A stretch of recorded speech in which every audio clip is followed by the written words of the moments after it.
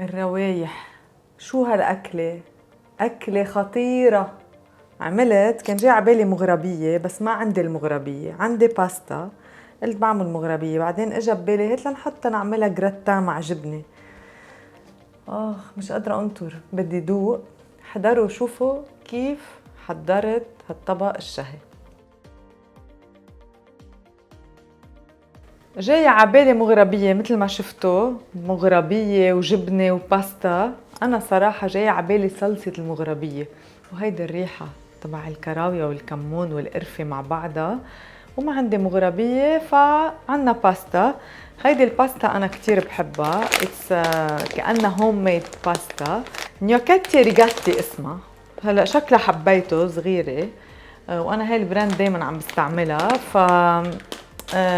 رح نسلق الباستا، المي على النار عم تغلي. اوريدي سلقه الدجاج ومقطعته، هيدي صدورة الدجاج. وعندي حمص مسلوق. وعندي بصل، هيدا هلا البصل الهندي في منه كتير الصغير بالسوق، شكله موسمه. واكيد شويه زبده، شويه طحين، ومرقه الدجاج يلي سلقتها. اذا عزنا زياده بنزيد شويه مي لانه هيدي مركزه مرقه الدجاج. طيب خلينا نبلش. هلا ناطره بس شوي المي لحتى تبلش تغلي. دايما ميه الباستا ما بدي اذكركم بنملحها مثل ميه البحر، لازم تكون مالحه كتير كتير وعم تغلي تنزل فيها الباستا. هلا على النار رح احط زيت زيتون مع شوية زبدة لحتى نقلي فيهم البصل.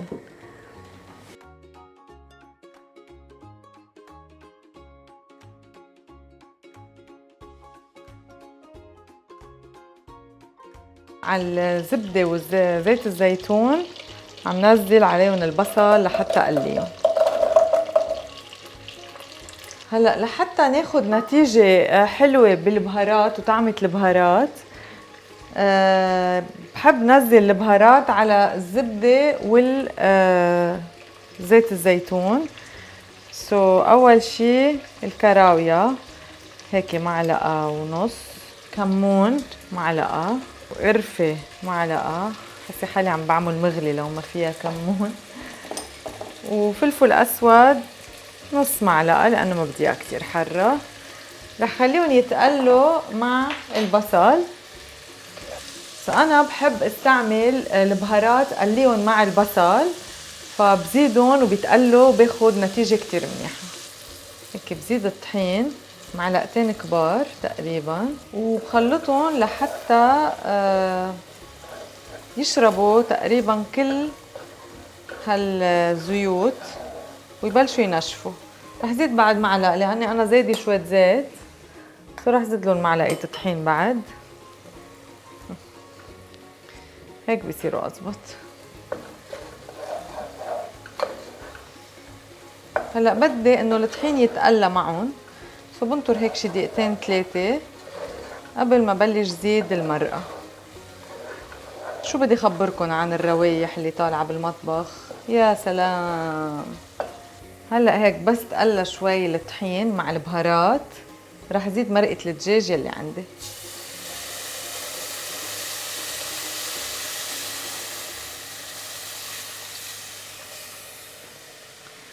رح زيد هلا الملح.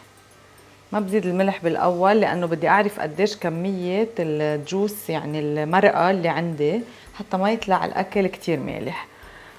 وهلا بس بلش بتغلي شوي بزيد الحمص يلي عندي لحتى يغلي شوي معهم.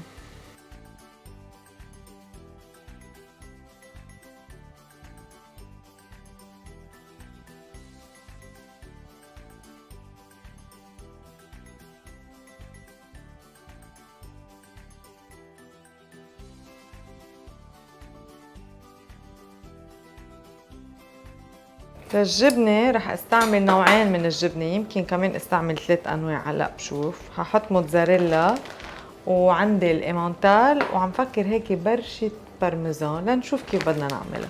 هلا هيدي الجبنة جاهزة، والمغربية عم تغلي على النار، نزلت لها الدجاج. بقلبها. هلا هيك تغلي معهم شي 5 دقايق. هيدي الباستا كمان سلقتها، شوفوا هيك سو كيوت. هيك لنشوف مستوية. يلا لننزل هلا الباستا بالصينية اللي رح احطها بالفرن. بس لضبي، بحب ضبضب انا، ما بحب الكركبة. بس في شغلة ما قلت لكم اياها، ما بحب الجلي. مين منكم بحب الجلي؟ هلا رح ناخد هالخليط اللي بيشهي الريحة واصلة على اخر الحي. هلا رح يجوا الجيران يمكن.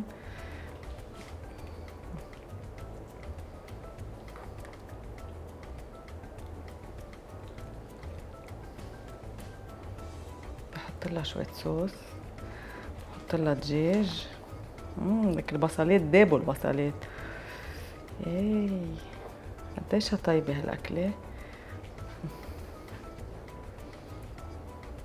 وهيدي هيك، وهيدي بعد شوي هيك. يلا هلا هيك بدي اخلطهم كلهم مع بعضهم.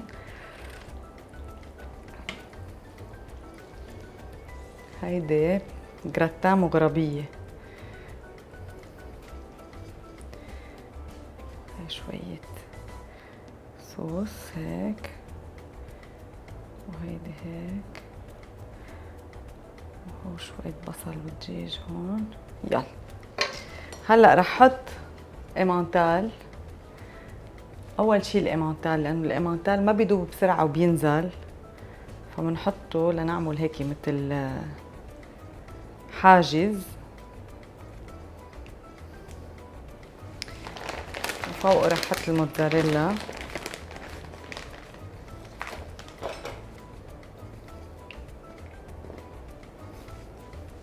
رح اجيب شوية بارميزان. شو بحط لها شوي صغيرة 3 تشيز. طيب يلا خلص يلا. ولي ما رح احط بارميزان. بتعرفوا شو الشباب عم بيقولوا لي بلا بارميزان، فبلا بارميزان مثل ما بدهم. هيدي هلا رح احطها بالفرن لتذوب الجبنة منيح، يعني 10 دقايق اذا الفرن حامي وبتذوق.